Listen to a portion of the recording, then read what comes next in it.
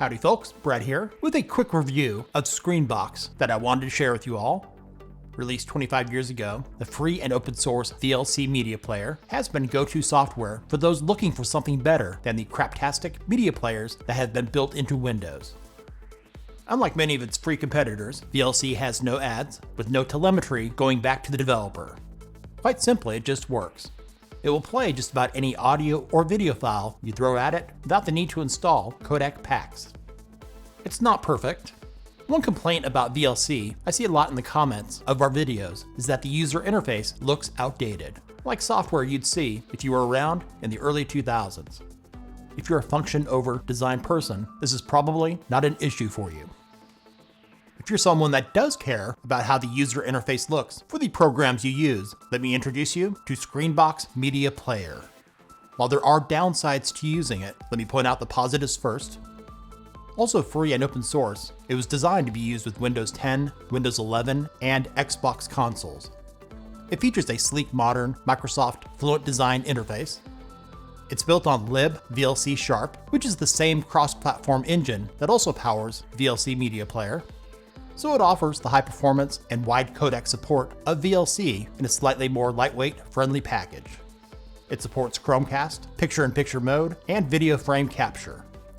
And for those of you that have a media server in your home for your videos, music, and other media files, it does have DLNA support to stream to and from other devices like your TV, phone, laptop, etc.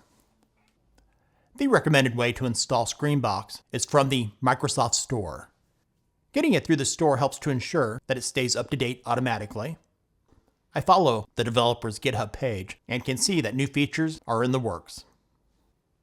Playing your media files works the exact same way as VLC or any other media player, so I won't waste your time with that. The layout is quite basic. Other than the home screen, music lets you sort by songs, albums, and artists. Videos lets you sort by video folders and all videos. And below that, network is where you'll find your media servers if you have any set up. When playing any of your media, you'll see all the controls here at the bottom.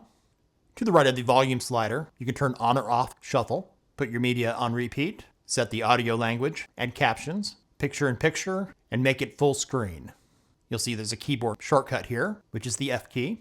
And for picture-in-picture, which is the keyboard shortcut, Control+M. When you go to picture-in-picture, it defaults to the upper right corner. You can click and drag it anywhere you want it on your screen. After taking a look at the settings, I'll go through the possible downsides for some of you of using Screenbox. Click on Settings in the lower left corner. All of these are pretty standard. You can select the folders for music and video where you keep those files. VLC just recently, after 25 years, finally added the ability to switch their player to a dark theme that's easier on the eyes. Screenbox has had it since it launched. In personalization, for app theme, click the drop-down menu. Your choices are light, dark, or you can use your system setting for Windows. Let's switch it to dark.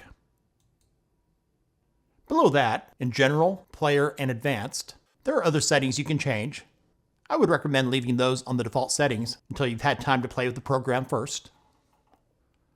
With all that being said, Screenbox is a great media player that should get better over time. But for my needs, VLC still tops it, with Screenbox lacking features that VLC offers, including the ability to stream from URLs, a video converter, and the big one for me, an audio equalizer. But if those features are not important to you, I highly recommend giving Screenbox Media Player a try. Thanks for watching.